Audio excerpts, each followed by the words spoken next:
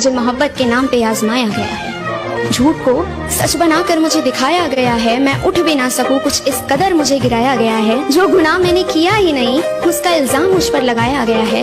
मैं मरी नहीं हूँ, मुझे जिंदा दफनाया गया है। मुझे मोहब्बत शायद अब दूर हो जाना ही ठीक है,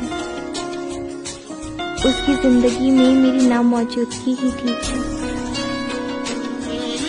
याद रखना, जो गुस्से से छोड़ जाए वो वापस आ सकता है, पर जो खामोशी से छोड़ जाए वो कभी वापस नहीं आता। कि तू तंग आ चुका है मुझसे, तो तेरा वक्त बर्बाद नहीं करूंगी। जो तू तंग आ चुका है मुझसे, तो तेरा वक्त बर्बाद नहीं करूंगी। मैं सब कुछ करूंगी तेरे लिए, पर अब तुझसे बात नहीं करूंगी।